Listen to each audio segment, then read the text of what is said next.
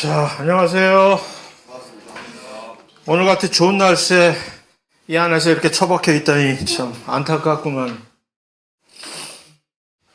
이렇게 좋은 날씨도 며칠이나 계속될까. 있을 때 즐겨요. 수업 끝나고. 자, 오늘은 일단 문의를 받은 게 있어서 그거 먼저 답변을 하고, 몇 번 얘기를 했지만 실험 중간고사는 없습니다, 따로. 실험 중간고사는 따로 없고, 그러니까 실험 중간고사 기간이 8주 차에 원래 계획에 중간고사 본다고 실험 계획에 있는데, 그것은 실험실에 올 필요 없다는 얘기지. 그러니까 화요일 날 실험 수업은 없는 것이고, 그 다음날 이론 실험, 중간고사가 있잖아요. 그 다음날. 그 시험 준비나 열심히 하시라는 얘기입니다. 오케이? 자, 오늘은 지난 시간에 이제 항상성에 대해서, 결국 항상성의 요지는 뭐냐 하면, 살아있을 때 에너지 대사 작용이 존재할 때나 그것이 가능한 어떤 생명의 특이적인 행위이다라는 것을 강조하기 위해서 이렇게 불쌍한 아메바를 죽여가지고서 죽음 다음에 ADP 농도도 조사하고 그런 뻘짓을 한 것이고, 좀 더 이 개념을 확장을 하면 에너지 대사작용에 대해서 정의했듯이 대사라는 것은 모든 생명체 안에서 발생하는 모든 화학 반응이란 말이에요. 그게 대사라는 것인데, 그 대사는 크게 두 가지로, 일단은 첫 번째 질문은 도대체 왜 생명체가 화학 반응을 왜 해야 되는지에 대한 설명이 필요한 거지. 왜 화학을 끌어들여가지고 내 것도 아닌데 화학에나 가서 놀 것이지 왜 생명 안에 화학 반응이 존재하냐는 얘기지. 그것도 엄청나게 많이. 사실은 크게 두 가지 종류의 화학 반응이 있는 거지. 하나는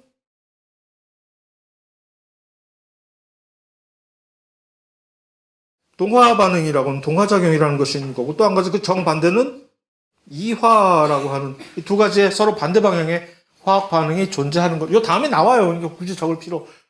그런데 어쨌든 첫 번째 질문은 도대체 왜, 화학 반응은 왜가 있는 거지. 그것은 에너지를, 그 화학 반응이 생명체 안에서 발생하지 않는다면은 생명체는, 일단 생명이라는 것을 만들어지면 첫 번째 문제가 세포라는 것은 매우 정교한 복잡한 조직이라는 얘기는 엔트로피 상으로. 세포는 엔트로피가 낮은 존재, 높은 존재. 복잡하고 낮은 존재라는 얘기죠. 낮은 존재를 유지하기가 얼마나 힘이 드냐는 얘기. 어떤 면에서 돈이 든다는 얘기지. 돈. 생명체에서 돈은 에너지지. 그러니까 에너지를 주입을 계속해서 유지 보수를 해야 되는데, 그 에너지를 어디서 얻을 것이냐. 자가 발전하면 되지가 안 된다는 얘기지. 왜? 이것 때문에. 연력학 제1법칙 때문에 생명체가 스스로 에너지를 어디 가서 만들어낼 수가 없다는 얘기지. 생명체가 에너지를 얻고 싶으면 어디 가서 제비다리를 부러뜨려야 된다는 얘기밖에는 안 된, 그게 바로 연력학 제1법칙입니다. 그래서 연력학 제1법칙이 이것으로서 이 그림이 왜 연력학 제1법칙을 설명하는 희한한 사진일까? 그렇지. 운동에너지와 위치에너지가 번갈아 가면서 바뀔 뻔이지.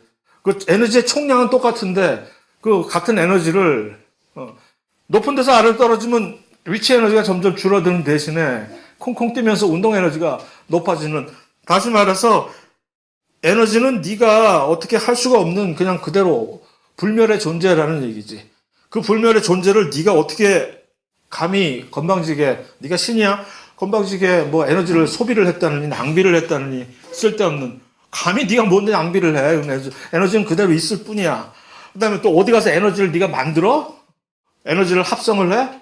무슨 소리야. 그거 다 안 된다는 얘기가 연력학 제1법칙이라는 얘기죠. 다만, 착시. 맨날 우리는 속고만 사는 거지. 무슨 창발성에 의해서 착시 현상 때문에 속고, 또 무슨 이런, 연력학 제1법칙에 의해서 속고. 형태만이 변한 걸 가지고 네가 에너지의 형태가 이런 위치와 운동 간에 이렇게 상태 변화 있는 것을 보고, 갑자기 한쪽 면만 보고 그 에너지 어디 갔어? 사라졌네? 없어졌네? 낭비했네? 새롭게 생긴 운동 에너지를 보고 와, 내가 에너지 만들었네? 라는 헛소리를 하고 있었다는 얘기죠. 다시 말해서 본론적으로 생명체에서 네가 필요한 에너지는 어떻게 해? 원래 있던 에너지를 어떤 식으로 변환시켜야만 된다는 얘기죠. 그럼 어떻게 해야 돼? 그러니까 먹어야 살지. 그래서 음식이라는 존재는 왜 음식물이 유기물일, 무기물, 누구는 흙 파먹고 장사하냐? 나는 흙 파먹고 못 산다. 왜 흙을 파먹고 못 사냐? 흙은 무기물이기 때문에 그런 거죠. 그 거름이 뚝 들어있는 그런 유기 흙 말고 보통 우리가 생각하는 그 무기물 흙. 왜? 무기물은 에너지가 거의 없으니까. 유기물 정도 되는 큰 등발에 있는 물체가 돼야 그 물체를 분해하는 과정에서 에너지가 발생을 해서 그 에너지를. 아니, 왜 얘를 분해하는데 왜 에너지가 발생을 하지? 음식이 그런 건데. 음식의 용도라는 것은 그것을 분해해서, 분해라는 얘기는 음식을 이루는 그 복잡한 화학 결합들을 잘게 쪼개서 분해해서, 근데 분해를 하면 뭐 나오는지 알아? 열이 나온다? 열이 아니라 에너지지. 에너지가 나온다? 그 에너지를 어떻게 해서는 전용을 해서 내가 필요한 형태로 바꾸겠다는 그 목적으로 사용된 것이 음식이라는 얘기입니다. 그래서 그 에너지를 이런 식으로 변환을 할 때 계속해서 변환이 될 때마다 조금씩 이제 쓸데없는, 다시 회수할 수가 없는, 일단 에너지의, 그걸 낭비라고 얘기하기는 좀 그렇고, 사용하기 힘든 형태의 에너지로 변화가 된다는 얘기. 그게 사실 엔트로피의 개념입니다. 엔트로피라는 것은, 점점 더 엔트로피가 증가를 할수록 에너지가 원래 잘 정돈이 돼가지고서 에너지를 가장 쓸모 있는 에너지를 우리는 일이라고 하는 겁니다. 일 또는 자유, 일이 아니라 자유 에너지. 자유는 항상 좋은 거야. 그래서 일을 하는데 사용을 할 수 있는 에너지를 자유 에너지라고 그러고, 같은 에너지지만 그 형태의 변환에 의해서 에너지가 양은 맞는데 이걸 딱히 어떤 용도로 쓸 수가 없는, 그러니까 애매한, 쓸데없이 버려야만 되는 그런 에너지를 우리는 쓸모없는 에너지. 그게 뭐냐? 엔트로피. 엔트로피가 증가할수록 그런 쓸모없는 에너지가 증가한다는 얘기입니다. 근데 그게, 예? 교수님께서 연력학 제1법칙. 근데 엔트로피는 제2법칙이라는.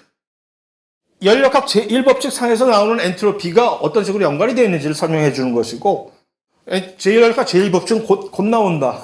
이제 거기에 대해서 얘기를 할 겁니다. 그래서 왜냐하면 이 얘기를 하는 것은 자유에너지라는 개념을 설명하려면, 왜 같은 에너지인데 자유에너지라는 것이 있고, 그럼 자유가 아닌 구속에너지야, 걔는 쓸모없는 에너지. 그럼 왜 생겨? 엔트로피가 증가함에 따라서. 왜냐하면 모든 상태에서 이 자연의 법칙은 엔트로피가 증가하는 쪽으로 만물이 흐르게 되어 있는데, 그렇게 되면 이러한 쓸모없는 에너지의 형태가 점점 늘어난다는 그 얘기를 하고 싶어서 얘기를 하는 겁니다. 그래서 자, 이 얘기를 지금 한 것이고, 대사를 통해서 조달을 해야 되는 것이고, 지금 나왔죠? 이화, 동화. 대사는, 그러니까 그런 화학 반응을 통해서 에너지를 변환을 시키는 과정이 이제 대사인데, 결국은. 그러니까 화학 반응을 왜 해? 에너지 때문에 하는 거지. 왜냐하면 화학 반응은 항상 그런 식으로 에너지의 입출입을 같이 수반을 하기 때문에 그렇지. 어떤 종류의 화학 반응은 반응의 결과로 에너지가 방출이 되는 그런 반응이 있고, 그런 것을 우리는 이화 반응이라고 얘기를 해요.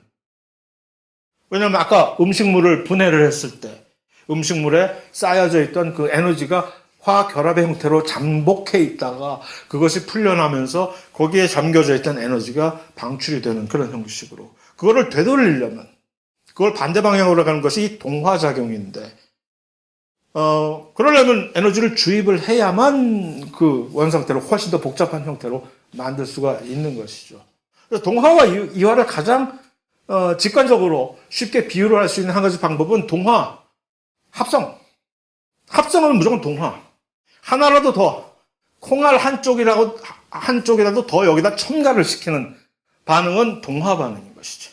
그 다음에 콩알 한쪽이라도 하나 더 떨어뜨리게 되는, 분해하는 쪽 반응은 이화 반응입니다.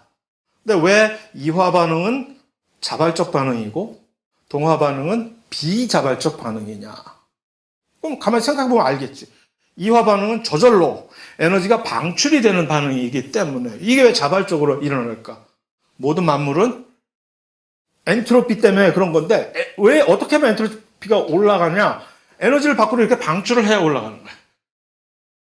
이 입장에서는 그 물질 자체, 원래 그 반응에 참여를 했던 물질의 입장에서는 왜 에너지를 방출하면 그들이 훨씬 더 좋은가? 훨씬 더 안정적이기 때문에 그렇지. 불안해서 견딜 수가 없는 거예요. 사람하고 되게 반대죠? 사람도 어쩌면 그럴지도 몰라. 돈이, 부가 축적될수록 어쩌면 속으로는 불안할지도 몰라. 그래서 모든 걸 가진 걸 다 던져버리고 그지같이 살아야, 그게 가장, 안정적이고 편안한 자연적인 삶일지도 모르는데, 그걸 못하니까 인간 갈등이 생기는 건지도 모르겠으나 어쨌든 물질은 그래요. 그러니까 물질들은 항상 에너지를 가지고 있으면 에너지 준위를 낮추려고 한단 말이야. 그러니까 그것이 자연적으로, 자발적으로 일어나지. 그 반대로, 그러니까 원래 처음에 가졌던 에너지보다 훨씬 더 많은 양의 에너지를 가져야만 발생할 수 있는 결과적으로 그런 반응은 동화 반응이면서, 그러니까 이게 부자연스러운 반응이고, 당연히 처음에 내가 가지고 있는 것보다 훨씬 더 많은 양의 에너지가 들어가야 되니까 이것은 에너지를 주입을 해야 되겠지. 그러니까 일일이 하나하나를, 예를 들어서 동화 반응의 어떤 특성은 무엇이냐, 이화 반응의 특성은 무엇이냐라는 것을 굳이 구분해서 일일이 개별적으로 외우지 않아도, 동화는 뭐지? 합성이야. 이화는 뭐지? 분해야. 그것만 딱 구분해 놓으면, 예를 들어서 오른손은 뭐야? 밥 먹는 손이야. 그건 절대 아니지. 왼손잡이도 있으니까. 근데 우리 옛날에 교육이 그랬다니까. 오른손을 밥 먹는 손이라고 무조건 하고. 그런 식으로 하나 딱 정해 놓으면 그 다음 나머지들은 자연적으로 거기에 따라가잖아요. 이것들이. 그러니까 외울 필요가 없다는 얘기죠. 생각해보면 나오는 얘기죠. 그래서 이화작용의 특성이 이렇게 딱 돼 있으나 분해, 반응의 결과 방출 결과로 자발적인 반응이다. 이 세 개를 따로따로 일일이 이화작용에 수반되는 특성으로 외우는 게 아니라 이화작용은 그냥 부서지는 거네. 그거 하나만 딱 생각하면 이게 자연스럽게 왜 안 나오겠어, 전부. 그대로 나오지, 이게. 그래서, 동화는 반대로 합성이란 말이야.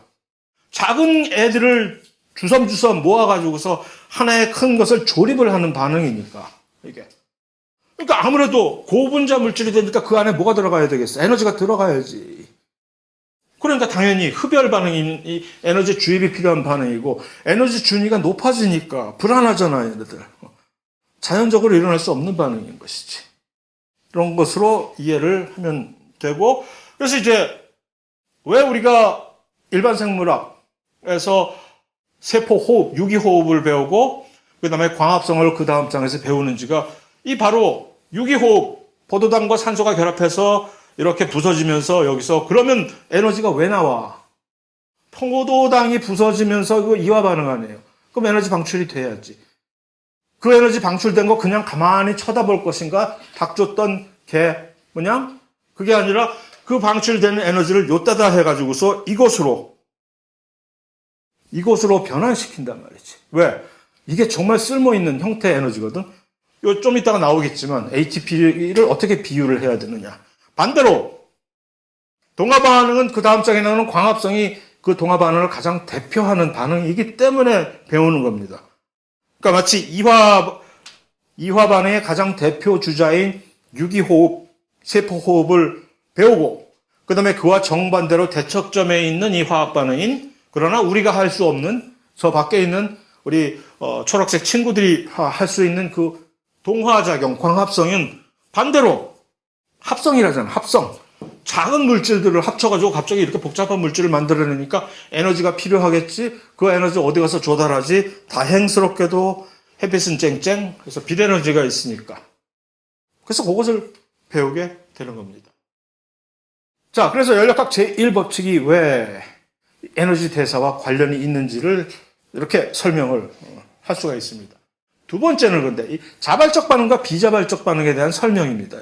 왜 이 반응이 자발적인, 어떤 반응은 왜 비자발적이냐. 자발적이라는 얘기는 도대체 뭐냐.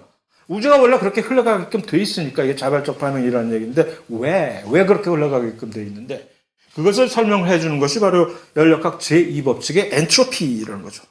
엔트로피가 도대체 뭐야? 설명하기 힘들어요. 엔트로피는 사실은 어떤 입자들이 있을 때 어떤 위치에 있을 확률을 얘기하는 것인데, 그런데 그거를 그런 식으로 얘기하면 뭐 뜬구름 잡는 소리 같잖아. 우리같이 머리 나쁜 사람, 우리가 아니라 나같이, 여러분들 말고, 나같이 머리 나쁜 사람들이 엔트로피 개념을 따라잡기 힘들지. 그러니까 쉽게 얘기해서 이거지. 얼마나 개판 5분 전의 상태이냐. 그 척도를 얘기하는 게 엔트로피야.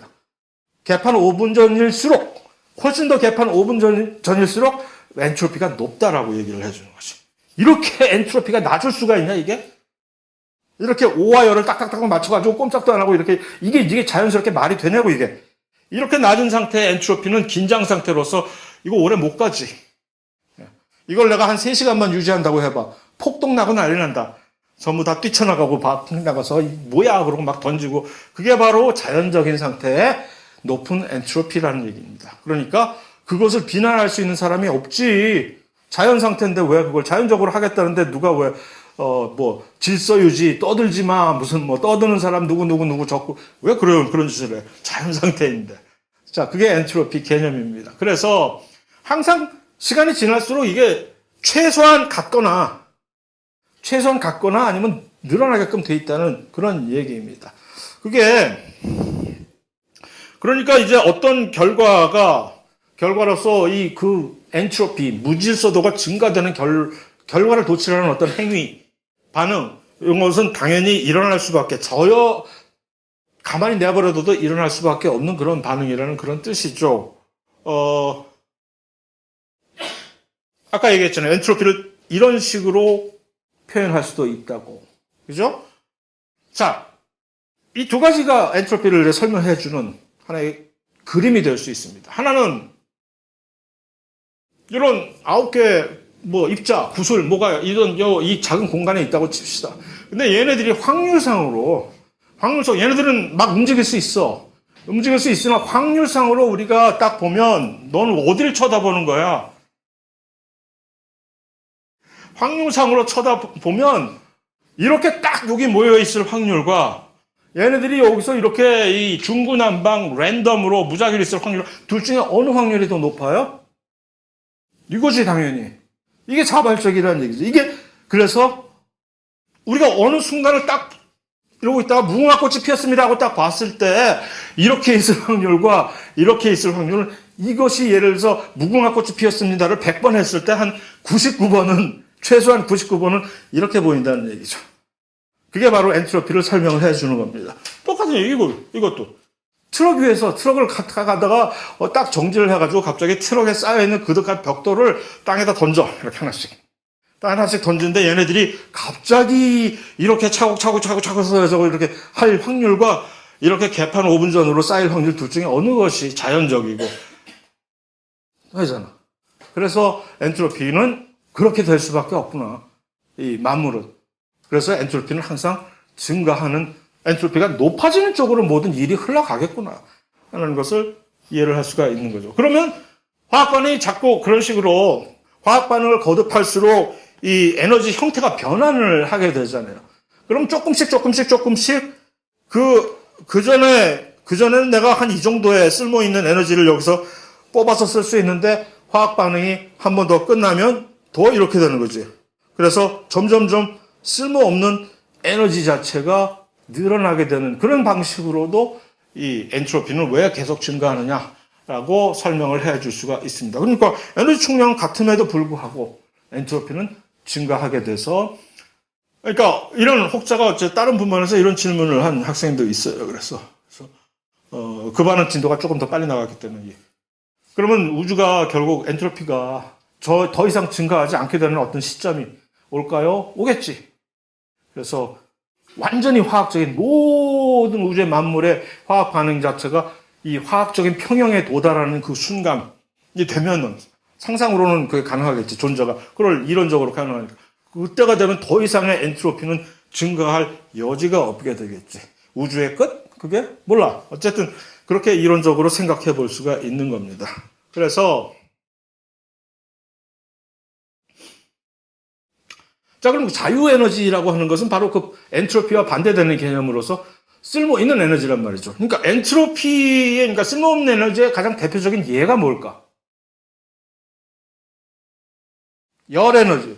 컴퓨터를 이렇게 돌리는데 발열이 된단 말이야. 프로세서를 돌리는데 열이 발생하는 이런 거 정말 쓸모없는 이런 에너지. 우리가 얼핏 일상생활에서 생각할 때는 열이 얼마나 좋은 에너지야. 겨울에 뜨뜻하게 난방도 해주고 그 전기기관차도 돌리고 그런 열이 아니라 해서 이제 화학 반응이 그런 식으로 전환이 될 때마다 거기에서 자연적으로 할 수 없이 부득이하게 열로서 조금씩 발생하는 그런 것들이 점점 쓸모없는 에너지가 되는 것으로, 그럼에도 불구하고 끝까지 이렇게 소위 말하는 자유에너지라고 하는 것은 어떤 내가 필요한 일이 있어. 무엇을 움직인다든가 뭐를 한다든가 하는 그런 일을 하는데 직접적으로 사용이 될 수 있는 그러한 유용한 쓸모있는 에너지를 자유에너지, free energy라고 하는데 보통 G라고 표현합니다. 왜냐하면 물리학자 깁스라고 하는, 여러분들의 선배인 깁스라고 하는 물리학자가 이것을 처음으로 이 발상을 고안을 해냈기 때문에, 그래서 보통 G하고 깁스 free energy라고 얘기를 하는데 G로. 그런데 보통 생물학적에서 이 반응을 가지고 이것이 자발적인 반응이냐 비자발적인 반응이냐를 판단을, 보통 반응이 시작하기도 전에 이것을 계산을 할 수가 있기 때문에, 반응열, 그다음에 그런 것들을 계산할 수가 있기 때문에 이 반응이 자발적이야 아니면 비자발적이야를 미리 하기도 전에, 꼭 찍어 먹어봐야 알아, 찍기도 전에 알 수 있는 방식이 바로 이러한 이 논리로 프리 에너지의 변화를 통해 가지고서 알 수 있는, 그래서 우리는 그냥 프리 에너지, 자유 에너지 자체보다는 요것의 변화, 항상 변화를 얘기할 때는 요 삼각형 델타라고 해서 요것을 차이점을 얘기하는 거지. before and after. 요 차이 델타 G를 가지고 이것이 이 반응이 자발적으로 일어날까? 아니면 비자발적인 반응일까? 그러니까 누구 사람을 부른다든가 에너지를 주입을 해줘야 되는 반응이다 라는 것을 미리 판단을 할 수가 있다는 얘기죠. 단도직입적으로 얘기해서 이게 마이너스 값이면 자발적이다. 응? 왜? 정의상 요 델타 G라는 것은 어떻게 정의하냐면은 P에서 R을 빼기 때문에 그래요. P는 뭐겠어요? 산물, 프로덕트. R은 반응, 리액턴트. 그러니까 결과에서 처음을 빼버리는 거지.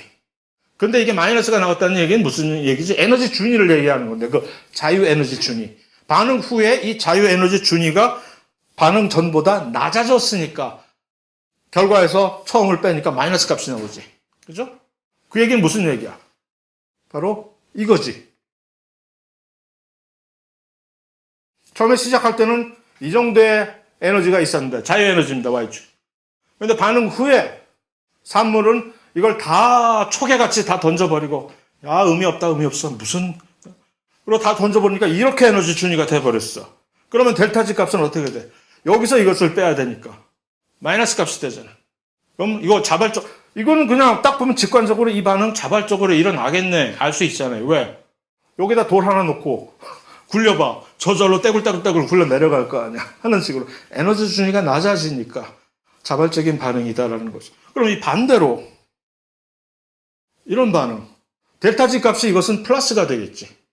델타지는 항상 산물에서 반응물의 자유에너지 값을 빼는 거니까 여기서 이거 빼면 양수의 값이 나올 거 아니야. 비자발적 반응이야. 모든 비자발적 반응은 계산상으로 델타지를 계산하면 플러스 값이 나오는, 그럼 이건 볼 것도 없이 이 반응은 안 돼. 안 된다는 얘기는 네가 절대로 할 수 없다는 얘기가 아니지. 안 된다는 얘기는 do something을 해야 된다는 얘기지. 에너지를 어디 가서 끌어오든가 하는 식으로. 그걸 미리 알고 대처를 해야지. 그런 것 준비도 없이 델타지 값이 플러스인 반응을 드립다 무조건 계속 정성이 부족하다 하면서 계속 빌기만 해갖고 이게 되겠느냐는 얘기지. 돈을 때려넣어야지 에너지로. 그래서 또 이게 마음에 안 들면 뭐야 델타지 값을 플러스 마이너스로 자발적 비자발적을, 나는 직관적으로 이게 이해가 가는데 무슨 소리야. 엔트로피가 증가하면 자발적이고 엔트로피가 감소하면 비자발적인 반응이라며. 그런 식으로 설명을 왜 안 해줘? 무슨 갑자기 자유에너지로 뭐 사기를 치려고 그래? 라고 개인적으로 마음에 안 든다면, 그래서 그런 분들을 위해서 또 이렇게 준비를 해봤어요. 델타지를 이런 식으로도 표현을 할 수가 있어요. 여기서 H는 엔탈피라고 하시잖아요. 엔탈피. 여러분. 물리학과니까 엔탈피 다들 나보다 더 잘 알 거 아니야. 그 엔탈피는 이러한 반응에서 갖춰진 단계에서 반응은 그냥 거의 상수로 취급해도 돼. 그러니까 그냥 가만히 내버려두면 되고, T는 완전히 상수야. T 뭐 절대 온도니까. 여기서 변할 수 있는 건 S 값이건 S가 뭐게? 엔트로피야. 그래서 이런 식으로 이걸 표현하면 델타 G 값이, 자, 요 델타 G 값이 마이너스가 되는 경우는 어떤 경우가 있을까요? 얘네들은 다 같은 값이야. 그러면 S가 증가, 델타 G가 플러스가 되면은 그 마이너스 값으로 실험할 거 아니에요. 그런 식으로 설명을, 사기를 치는 방법은 여러 가지가 있다는 거죠. 그러니까 이런 식으로 사기를 쳐도 되고, 그래서 또 그냥 뭐 이런 바위 굴리기 사기를 쳐도 되고, 어쨌든 중요한 것은 자발적 반응과 비자발적 반응은 이런 식으로 수치로서 구분할 수 있고 예측할 수 있다라는 얘기로 끝 마무리를 하면 됩니다. 그래서 그러면 희망이 없는 것인, 비자발적 반응은 희망이 없는 것인 꿈깨가 아니라, 왜 이 세상에 비자발적 반응이 얼마나 많이 있고 그것이 얼마나 많이 오늘날도 계속 수행이 되는 거예요. 에너지를 주입하면 되지. 그런데 한 가지 머리 좋은 학생들은 금방 지적을 하는 것이, 에너지를 주입하고 다 좋은데 뭘 하든지 간에 원래 너 이거 어차피 자발적 반응이 되기 위한 하나의 모든 이 만물은 항상 엔트로피가 높아지는 그런 방향으로 흐른다며. 그럼 에너지를 주입하든 무슨 짓을 하든 간에 어쨌든 이 비자발적 반응은 결과적으로 엔트로피가 지금 이거 낮아지는 거 아니야. 이거 말이 돼? 왜 이걸, 이 우주의 법칙, 연력학 제2법칙을 네가 함부로 지금 막 위배를 하고 있잖아. 어떡할 거야, 이거. 감옥서 보내야 돼, 이거. 이걸 이런 그 중대한 위반을 했는데 감옥 안 보내고 되겠어요, 이거? 근데 그거 뭐라고 좀 반대할 거야, 이제. 변호사들이. 이렇게 얘기를 하는 거지. 아, 여기서 니들이 보니까 여기서 엔트로피가 에너지를 주입하고 이렇게 해서 이제 엔트로피를 감소시켰으나 그것을 하기 위해 어떻게 해야 돼? 연력학 제1법칙을 상기하세요. 이것을 하기 위해서 여기다가 에너지를 주입하려면 그 에너지 여기서 만들었겠습니까? 어디서 가져와야겠지. 가져오기 위해서는 자발적 반응으로 에너지를 전용을 해서 그 에너지를 여기다 쏟아 부어야 되겠죠. 그러면은 배보다 배꼽이 더 크다는 얘기를 모르십니까? 하는 거지. 이거 하려고 저쪽에서 엔트로피를 증가시키는 그 폭이 훨씬 더 크기 때문에 이 짓하고 이 뻘짓, 여기 국지적인 여기에 작은 양의 엔트로피를 감소시키기 위해서 그거보다 훨씬 더 큰 양의 엔트로피가 그 어느 곳에서, 우주의 최소한 그 어느 곳에서는 훨씬 더 엔트로피가 커졌다라고 하는 거예요. 그러면 엔트로피의 총량은 결국은 계속 증가하고 있지 않냐. 너 때문에. 맞아요. 그런 식으로 방어를 하면 되는 거지. 그래서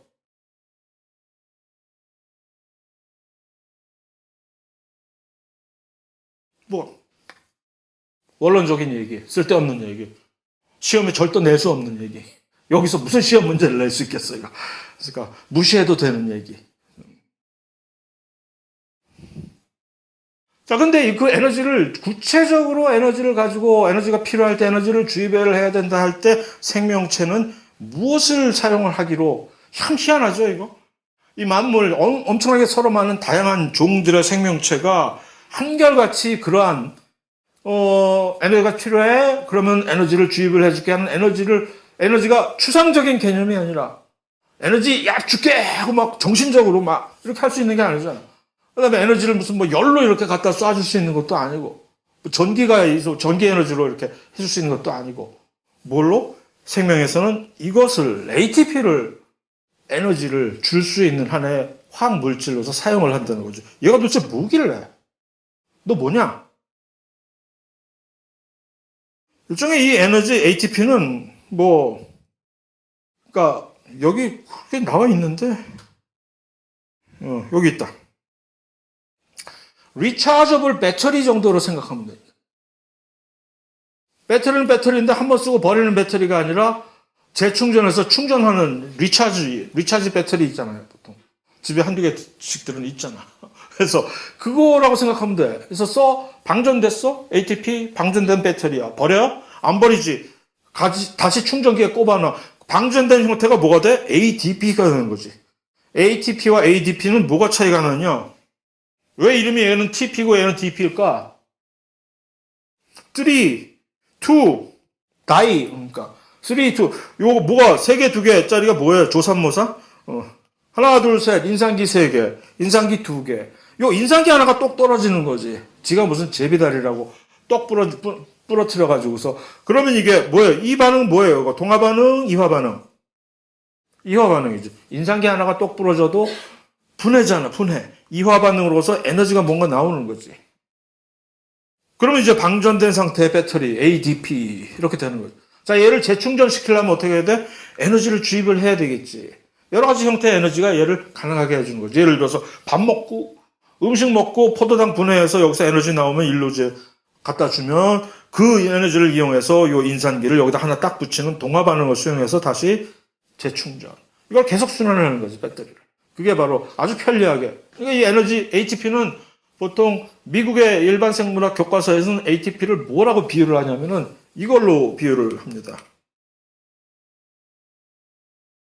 현금, 캐시, 에너지를 쓴. 어디 가든지 캐시 다 통하니까, 현금 안 받아야 하는데도 요즘 물론 있긴 하지만, 그래서, 예를 들어서 크레딧 카드나 무슨 저쪽 동네 애들은 크레딧 카드 있기 전에 한참 미개하게 가계수표라는 걸 썼거든. 책, 가계수표.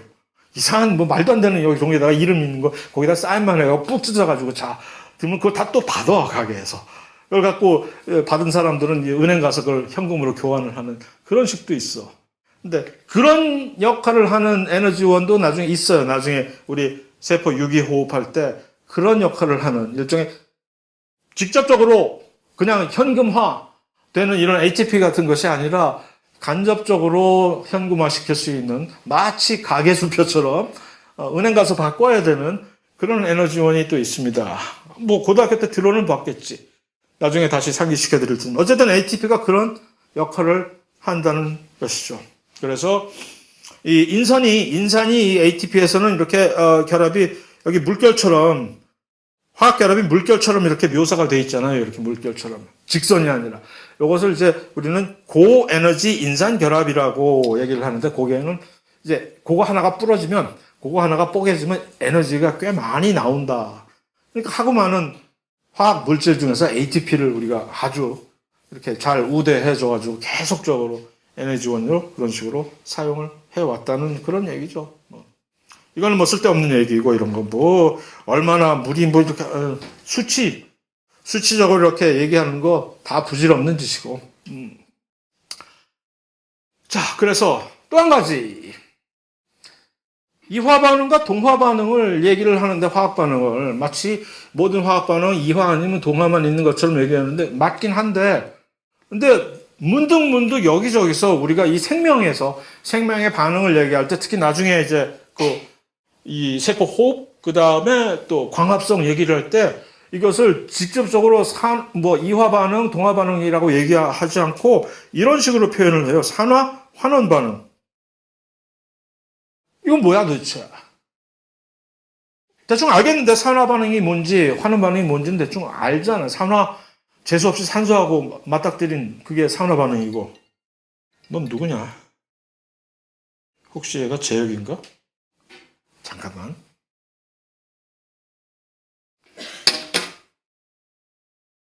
여보세요? 죄송합니다. 지금 수업 중이라서 잡상인이었어.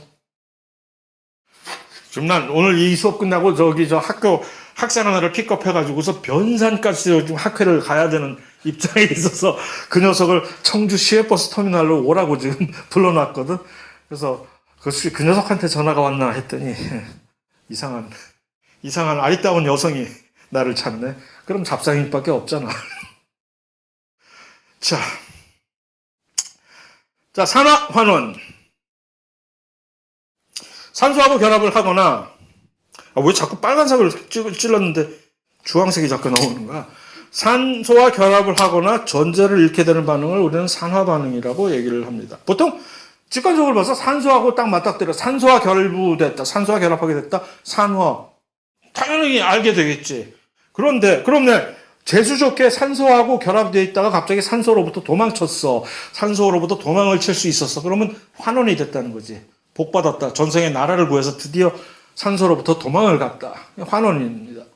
그런데 항상 모든 반응이 산소를 추적을 하면 그렇게 딱딱딱딱 산소가 나 여기 있다 하고 이렇게 뿅 하는 게 아니고 어떤 경우에는 간접적으로 이게 그러니까 산소가 어디 있어 추적을 하기가 불가능한 그런 반응이 있단 말이에요.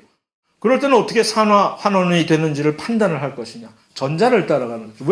왜 산화 환원이 산소하고 결부되는 것인데 전자를 또 여기다 개입시킬까? 생명의 입장에서 보면 이렇게 얘기할 수가 있어요. 산소는 워낙 나쁜 놈이기 때문에 왜 산소를 내가 나쁜 놈이라고 또 이렇게 함부로 폄하를 할까? 전자를 뺏어가서 전기 음성도라고 몇 번 얘기를 하잖아요. 전기 음성도. 얼마나 전자에 대해서 욕심을 강렬하게 보이느냐의 그 척도가 전기 음성도. 전기 음성도가 높을수록 어디 가서 돌아다니는 전자를 꼴을 못 받아. 그것을 내 거를 만들어야 되고. 산소가 아주 우리 악명 높은, 전기 음성도가 높은, 악명 높은 원소 중에 하나입니다. 그것과 거의 쌍벽을 이룰 정도로 산소보다는 못하지만 그래도 그 정도로 되게 센 물질이 또 뭐가 있을까? 생명체에서 자주 보는 전기 음성도가 높은 원소. 질소가 있습니다. 그러니까 산소, 질소를 딱 만나게 되면 일단 그거 준비하고 가야 돼. 이놈들은 나에게서 전자를 뺏어갈 것이다. 그러니까 항상 전자를 털리게 되는 호구 원소들은 있어요. 누구? 수소 같은 애들. 그냥 계속 전자 계속 털리는 거야. 주로. 그래서 이제 수소가 어디로 이동하느냐를 보면은 전자가 어디로 이동하느냐를 추적을 할 수가 있어, 보통. 왜냐면 수소는 그냥 완전히 맨날 그런 식으로 이제 이용을 당하니까. 그래서 그것이 이제, 왜 전자를 잃게 되는 경우도 산화라고 하는지에 대한 설명이 될 수가 있는 것이고. 어쨌든, 산화, 환원 둘 중에 어떤 것이 동화 반응일까? 이 그림을 보고 판단할 수 있는. 이미 너무 쉽게도 이 그림은 힌트를 이미 주어 버렸어요, 여기 이렇게. 산화가 동화 반응?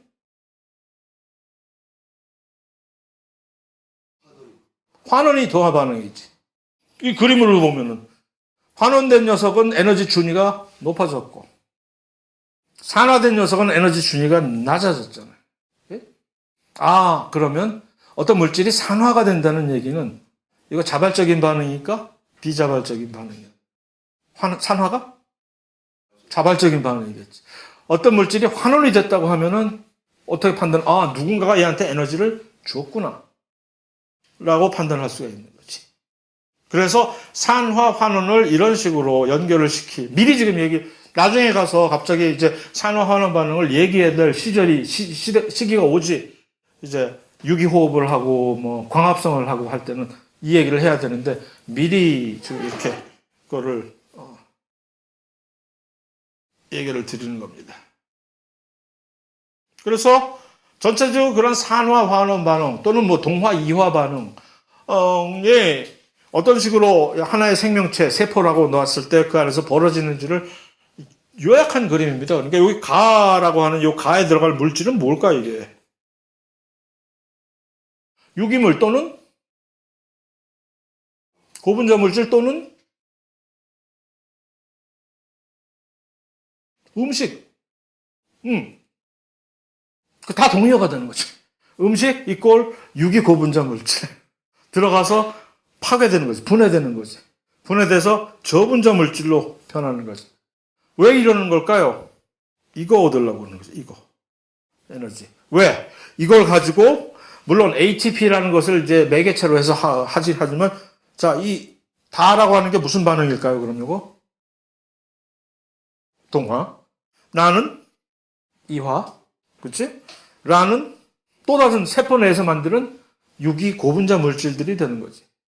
작은 물질, 저분자. 그런데 이러한 과정에서 항상 얘가 발생한다는 거지. 열. 얘는 엔트로피가 증가된 과정에서 쓸모없는 에너지로 변환된.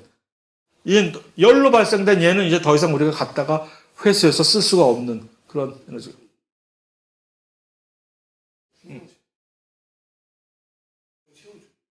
음. 기계나 음. 생명체 그 열로 저희가 체온을 유지하기 위해서 에너지를 자유에너지는 아니라는 얘기지. 자유에너지. 일로 전용될 수 있는 쓸모 있는 에너지. 그러니까 얼마나 모순적이야. 그거 없으면 죽으면서, 열 발열시키지 못하면 죽으면서, 그건 쓸모없는 에너지라고 막 이렇게 폄하하는 거지. 어쨌든 물리학적인 측면에서 그런 열은 이 생명을 유지하는 데서 어떤 일로 전용될 수 없는, 우리를 체온을 보온해 주거나 뭐 하거나 그런 데 쓸 수는 있어도 방해만, 다른 데서 방해만 된다는 식으로 아주 이율 배반적인 그런 개념을 사용하고 있다는 얘기입니다. 어떻게?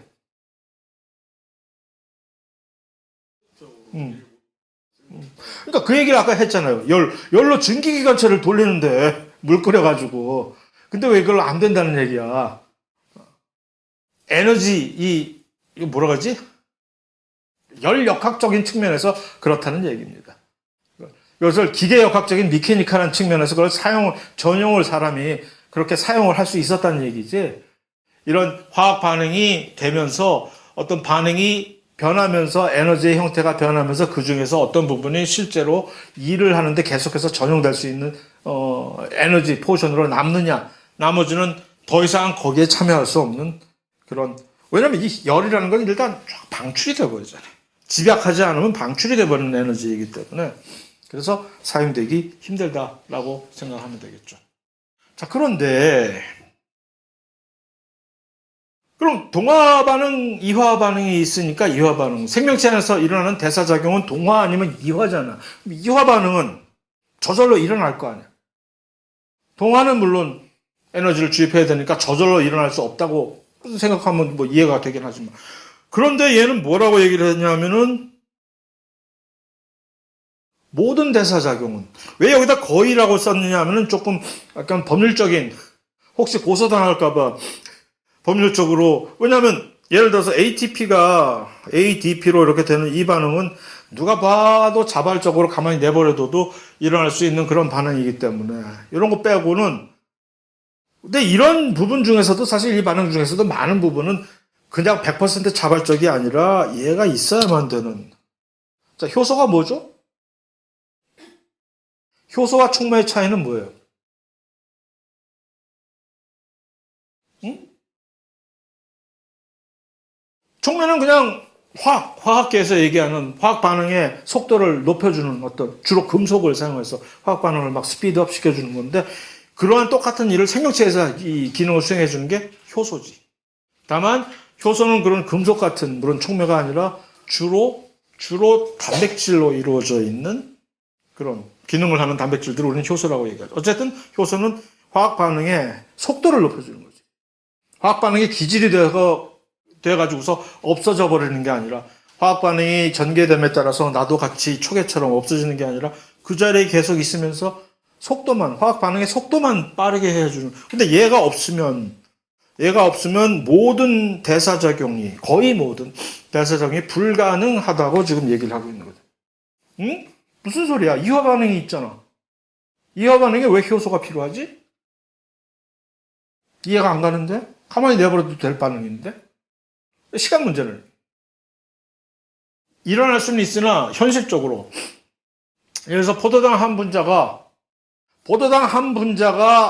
두 개로 쪼개지는 반응. 포도당 한 분자를 마치 파리바게트라고 우리가 비교를 했을 때 그 파리바게트를 두 개로 딱딱 쪼개가지고서 두 개로 따나는 그 반응이 항상 우리 몸에서 일어나잖아요. 그걸 우리는 해당 과정이라고 얘기하지. 이거 동화 반응이에요? 이화 반응이에요? 이화 반응이죠. 자연히 일어날 수 있는 자발적 반응 아니야, 이거. 근데 여기에 10개의 효소가 달라붙어서 일을 해요. 이거 하나 하느라고. 왜 그럴까? 그러지 않고 효소가 안 붙어서 그냥 네 알아서 해. 자발적 반응이잖아. 자율적으로 알아서 맡길게 하면 이게 시간이 얼마나 걸리냐면 한 5,000년 걸려요. 5,000년 동안 기다릴 참을성이 있는 사람은 없지. 빵 하나 먹고 나서 5,000년 기다리면 이것이 나에게 에너지를 주겠다 하고 하면 이게 뭐야, 무슨 빵이 나오고 50광년이 떨어져 있는 애들도 아니고, 아니 5,000년을 기다렸다가 그 전에 굶어 죽잖아. 그러니까 할 수 없이 효소를 불러야 되겠다. 그래서 효소가 들어오면 1초도 안 돼서 끝내버릴 일을 가지고 5,000년씩이나 누가 기다려. 그만큼 효소가 이 화학 반응에 차이. 그러니까 5,000년이 걸린다는 얘기는 된다고 해도 그거는 현실적으로 안 된다는 얘기잖아. 불가능하다. 내가 5,000년을 살지도 못하는데 5,000년에 10분의 1도 못 사는 내가 그것을 어떻게 기다려요? 좀 더 학구적으로 왜 이화 반응에서도 자발적인 반응에서도 효소가 필요한지는 이제 나중에 그 다음 장에서 이제 설명이 되겠지만 지금은 조금은 이런 식으로만 일단 얘기를 하고 넘어가죠. 그래서 아까 얘기한 그 10개의 효소는 그냥 독립적으로 일을 하는 게 아니라 이런 식으로 대사 경로라고 하는 시퀀스로 공장에서 컨베이어 벨트에서 공원이 10명이 줄 서서 가지고서 이렇게 단계적으로 반응을 하듯이 그런 식으로 반응이 수행되는 반응이 생명체에서 거의 많은 경우가 그렇게 되어 있습니다.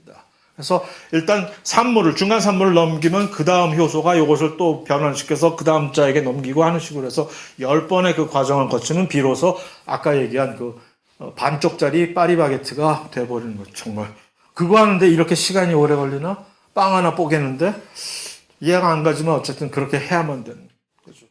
그래서